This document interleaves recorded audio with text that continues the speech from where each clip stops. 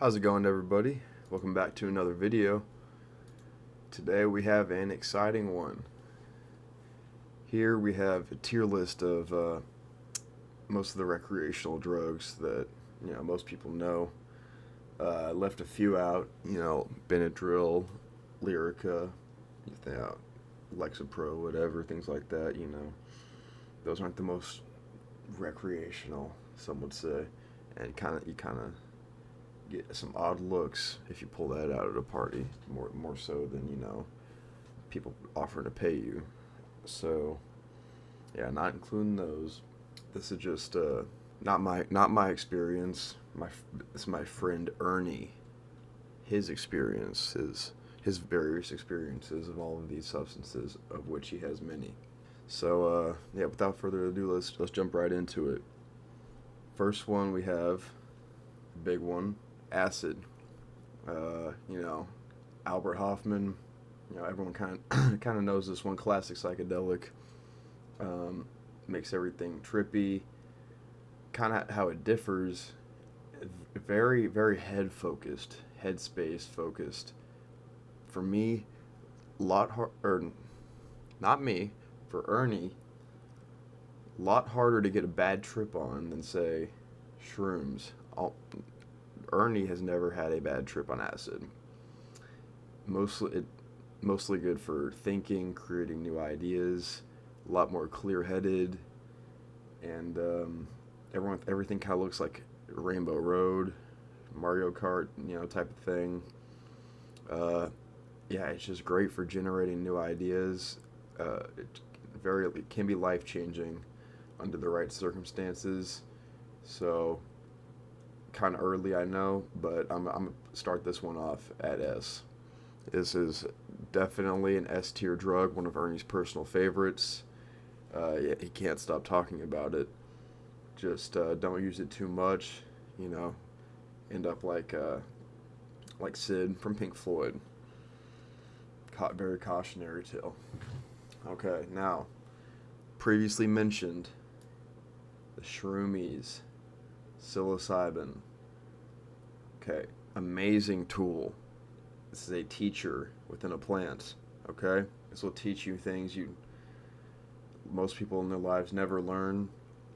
Reflective of a lot of works of Carl Jung, um, the shadow work, inner demons, things like that. But for that reason, it is a lot more likely to bring about a bad trip. According to Ernie, it seems to be about a 50-50 good trip to bad trip ratio. But if you have done psychedelics, anybody who's heavy into psychedelics, the bad trips are the better ones and teach you more than the good ones. Now, the good trips with this, you're going to be laughing a lot. Everything's going to be funny, goofy, silly. There's going to be things, moving around and stuff. You're not really going to see too many like full on hallucinations, but mostly just waviness. Yeah, just things that don't usually move are kind of moving a little bit. Acid, on the other hand, more likely, shadows will turn into cats and shit. You see people off in the distance, but really it's just trees moving at night, that kind of thing. Not as common on shrooms. Shrooms is a lot warmer, a lot goofier. But because of the bad trip potential, and for beginners, it's not the most well suited. So all around, I'm gonna put it in A tier. Extreme potential for knowledge gaining. Extreme, probably higher than acid, but a lot less recreational. Much less recreational. I would not recommend this with more than 3 or 4 people. Next, we have DMT, Demers, Dimitri. Now, this is the alien drug, another psychedelic. This one's very, very powerful, as I'm sure a lot of you know. Now, Ernie has never fully broken through off DMT, so I don't think he can give a full representation of the experience. But on DMT, basically takes you to a different world, man. I mean, it's like a new planet. You just one second you're there, it's very quick. One second everything's normal. Next, everything has kind of a glossed over look. Is like beautiful, man. Lots of greens and purples and just alien voices sound all muffled and distorted. It's like AI almost. It's really, really weird. But he Ernie has had many breakthroughs in life after using DMT. Can give you many new ways of thinking, alter neurological pathways, all that good shit. So very, very powerful. Um, if it's in cart form, it can even be used in the club and shit, whatever. It's a very floaty feeling. It makes everything just look a lot cooler. Lights beautiful, colors a lot fuller and richer, and yeah, it's a very intense psychedelic, but it's very, very fun, and considered the god molecule for a reason. So because it's not as recreational as acid, I'm still gonna put it in the A tier, but is definitely up there with mushrooms for sure. Okay, so next one, of course, weed, cannabis, whatever you want to call it. Obviously, everyone, it doesn't really matter. Everyone knows weed, great drug in moderation. Now, weed, my personal opinion, it's an unpopular opinion. I think it's a common comparison between weed and alcohol, for which is worse. I would say on you as a person, many people I would say weed is worse. Coming from a multi-year Ernie, multi-year daily smoker, recently quit. It's just it can become kind of insidious in the background almost. Like you don't, it's whatever. It's weed. It's whatever the fuck. But it can make you very complacent where you are in life, depending on the person. But this is just Ernie's opinion. On the flip side, it makes you very in tune with who you are as a person, where the paranoia comes from. It can make you almost too self-aware of yourself. Ernie's opinion, not as social of a drug as many people think. But definitely, if you're alone, listening to some music, stuff like that, it's almost like you can like see in 4D. You can visualize entire landscapes. People who aren't able to visualize things in their head suddenly can. It can be very magical. But yeah, for the overall potential with that, I just don't think its potential is as high for growth and everything as traditional psychedelics. So I'm gonna put it in B, in the mid tier. Now, if you had asked Ernie a year ago, it would be S plus for sure. But yeah, there it is. Now, here we go. Special K, that Ketty White, ketamine, horse tranquilizer. Many of you may not even know what this is. A lot of you probably do. Becoming more and more common in the club scenes and stuff. Many people heard of K-holes, blacking out, going to different dimensions and stuff like that. It's kind of like, it's like the feeling is almost like a psychedelic alcohol kind of thing. It has very similar properties. In low doses, it's like you're tipsy, had a few shots, whatever. K-hole levels, you are transported into a new world. It feels like a roller coaster, and for how unique and interesting the substance is, it's very predictable, which in Ernie's opinion makes it even better. that the feeling of blasting off, as you call it, pretty much the same every time. Always great. Always like a contained roller coaster feeling. And suddenly you close your eyes, you can like see through your eyelids almost the world around you, and you can make it however you want it. You can do whatever you want to, but you're completely conscious of it. Very, very fun. Just in moderation if you are in public. K-holing in the club. Take it from Ernie. Very embarrassing. Also extremely fun, but embarrassing. This is Ernie's favorite drug, and it's going in the S tier.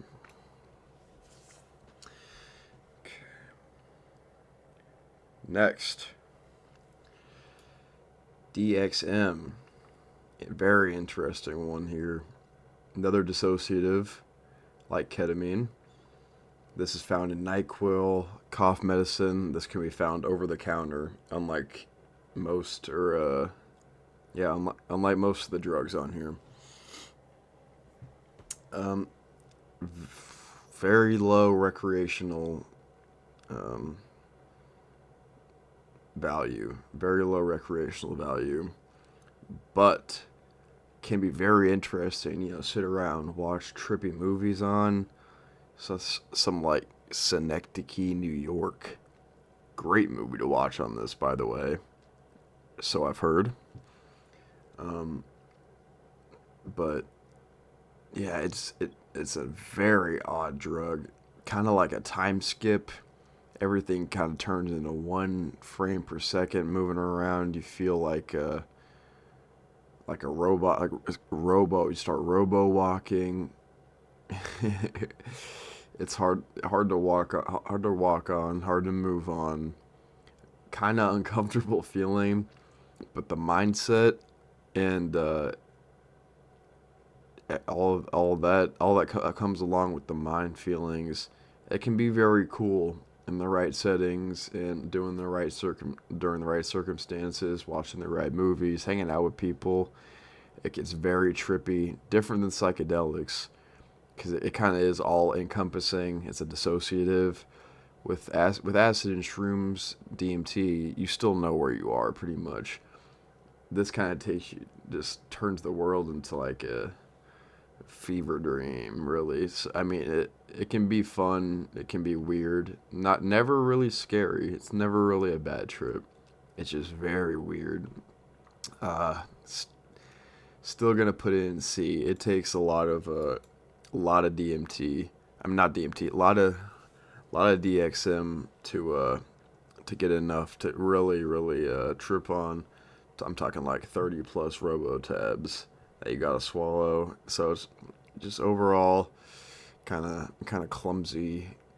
It's just not the most feasible drug to do, but fun once in a while. It's very very interesting. Can learn a lot from it. Next, nitrous, whippets, Nas. This kind of a classic party drug.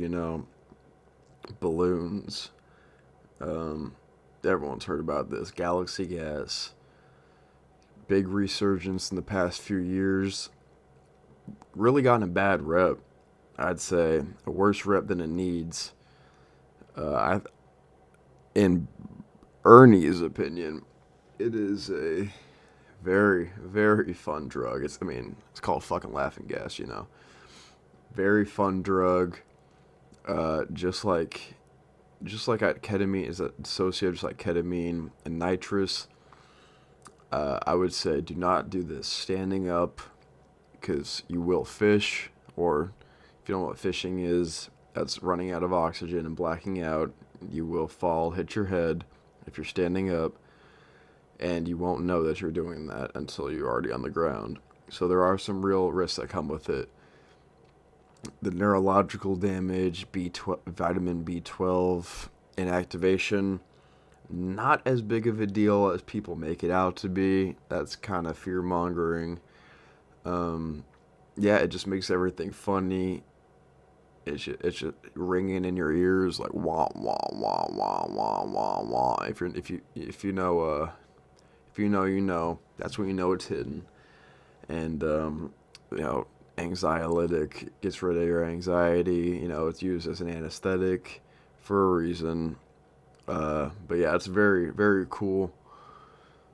I don't know about cool, but very interesting drug, very fun.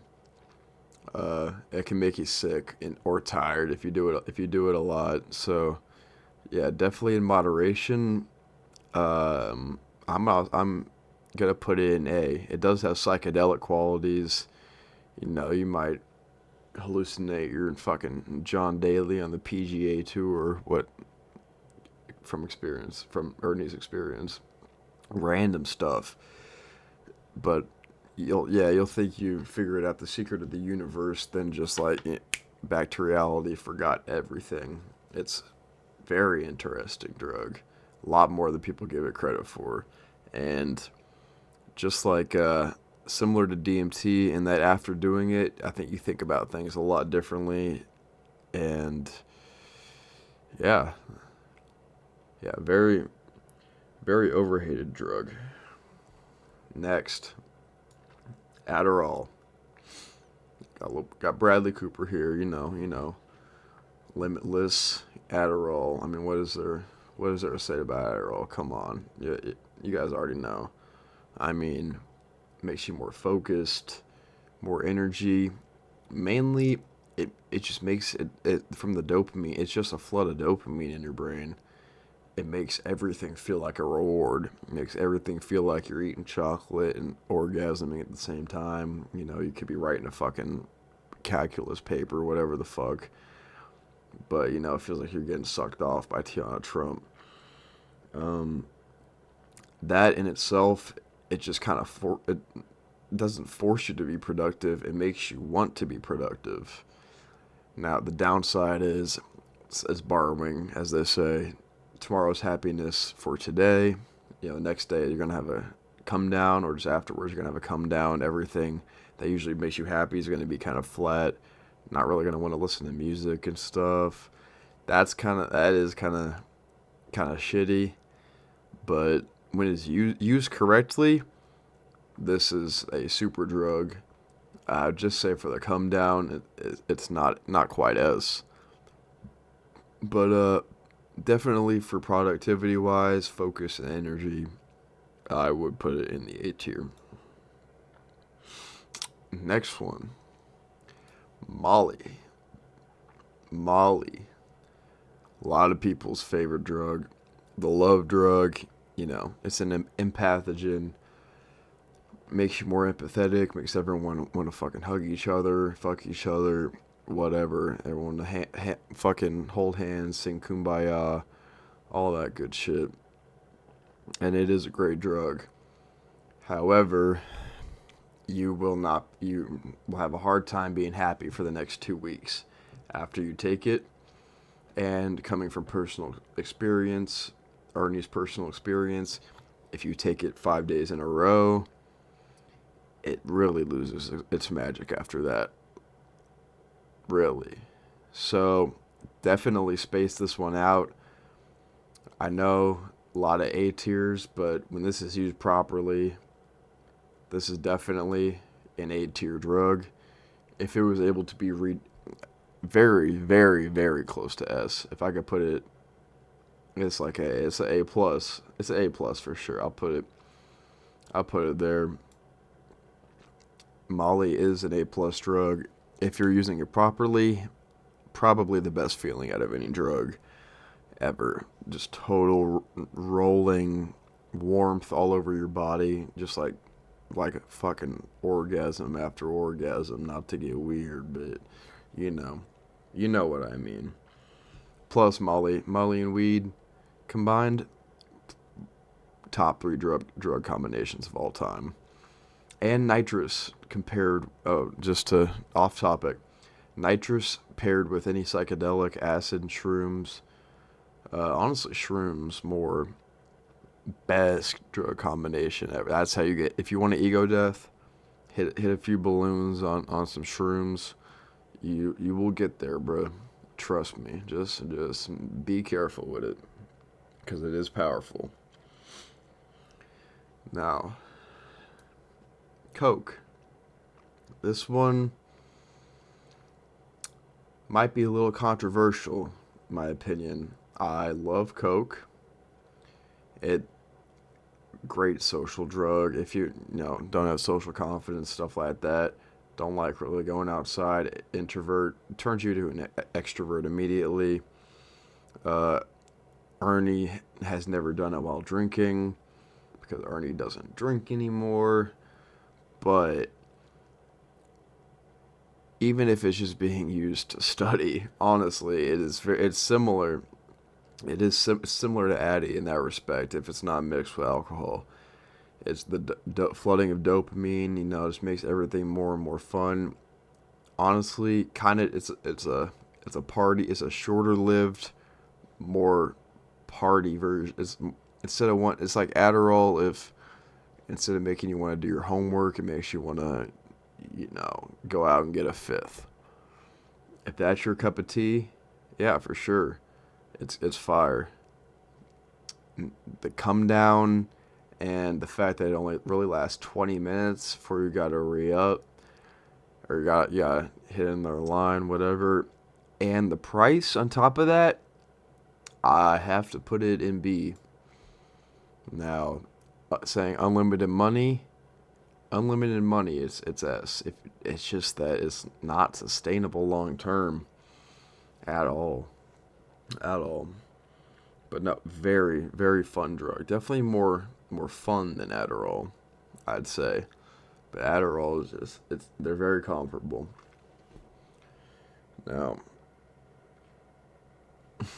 caffeine. Caffeine, honestly, yeah, it's definitely up here with the big boys. I'd say it has its own place. It does a lot of things that no other drugs really can for you. A sustainable, functional stimulant.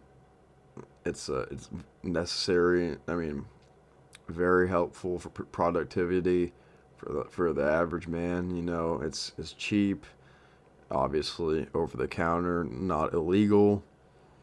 So yeah, it's a great drug. I mean, yeah, it has its own purpose. A lot of people, it's one of the most uh, addictive substances, or one of the substances people are addicted to the most, I guess, for a reason, largely because of its availability.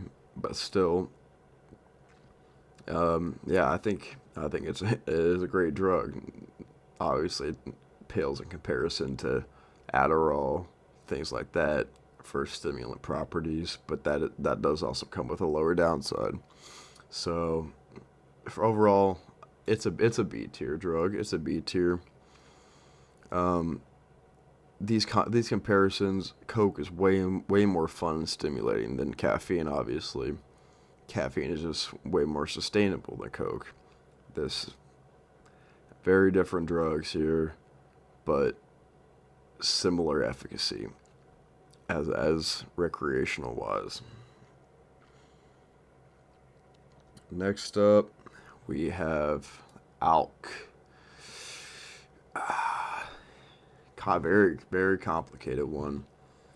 Ernie is very biased considering Ernie cannot handle his liquor and hasn't had a drink in 6 months. Now, does this speak to everybody? Of course not. This is the most popular drug in America, probably the world. That is for a reason. Extremely accessible, doesn't take any preparation. You can kind of just do it whenever. You probably shouldn't do it whenever, but you can. It's a party drug. Anti-anxiety, chills you out and stuff. Obviously, the downside is, alcoholism. Big problem. Downsides are often not talked about at all. And once you kind of see the real downsides of it, and the rose tinted glasses are taken off, and the cars are crashed and shit, and the dust settles. You kind of see it for what it is. it's just there's better things out there, honestly. Like really. Um, but most people, they see it as this safe, caffeine type drug. It's just so out there. But it's just not. Very, very fun though. Makes for great nights, great weekends. Some of the best memories of Ernie's life involved alk. So, for that reason, for the downside that goes in C. If it was somebody else who wasn't as prone to said alcoholism, it could very, very well be A tier. Eh, eh, maybe. Low A, high B. But C. C because most people don't. I don't think most people realize just how prone to the downsides they are. Next, we have opioids.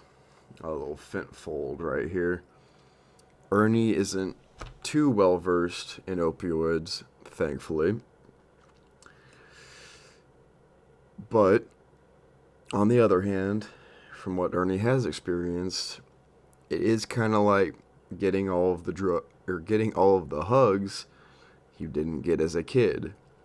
Kind of a sad analogy, but very accurate. It's just, a warm blanket feeling. It's kind of like if you can't just imagine you're drunk laying down in a warm bath. It's just like very chill, warm, calm, safe. It's a feeling of safety. That's what a lot of people look for.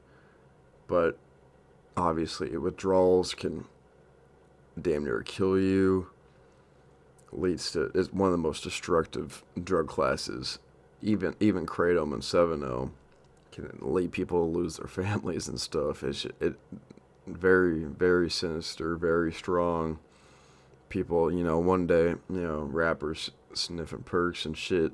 One day, next day, they're shooting up on the street corner.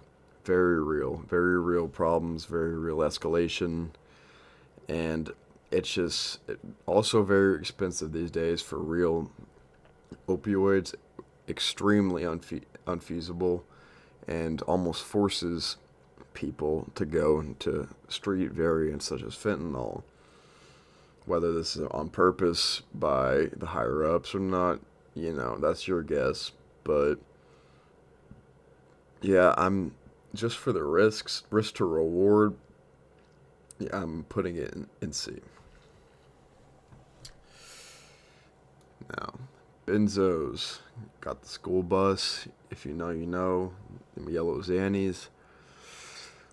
It really depends on your self big time on your self control. A lot of these really do. But if you have no self control with benzos or Xans, these are going to be a D tier. You will crash your car. Okay? You will steal all of your neighborhood's shoes for some reason. It's weird. You will fight people on the street and not remember it. If you want that, that's all up to you. It's fun. It is fun if you can remember it. Very thin line between blackout and not. You have to know when to stop and when not to, and when it's a drug that makes you forget things, you tend to not remember how many you've taken, leading to blowing through your whole stash, and that's the best case scenario. On the other hand, if you can control yourself, if you use it quote unquote properly, great drug, very functional. Can help with agoraphobia, panic attacks, and there's nothing better for it really. Well, whippets, I'd say if you're having a panic attack, you hit a balloon, it will kill your panic attack. That there is that.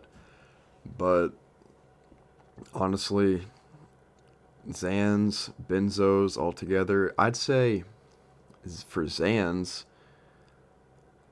Xans are C, D tier.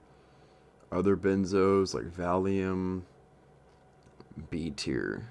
So for that, I'm gonna put Zans in C tier. There's no real high. That's the thing. There's no real euphoria like there is with opioids. It's just a calming of the mind. You're gonna feel like a normal person. That's the draw of it. Until you take too much and then you're just, you know, fighting people. Then that's not normal anymore. But yeah, if you have self control, these can be B or A. If you have the self control for it, a lot of people don't. So just for that danger and the withdrawals, Alk and Zans, the only two drugs where the withdrawals alone can kill you. Opioids, it'll feel like you're gonna die, but you won't. Alk, Zans, you can have seizures and die if you quit cold turkey. These are very dangerous that people don't think about. But yeah, there's my tier list. Let me know if you guys agree or not. Um, Obviously, I left a few off. Your Lyrica, Benadryl, um, huffing gasoline, huffing glue. Not that, not that Ernie's done that or anything, but yeah, some have been left off. Just got the general ones. Let me know if I missed anything. Let me know if yeah, if I miscategorized anything. Just leave a comment. Let me know. But yeah, here's the drug tier list 2026. See you guys in the next video.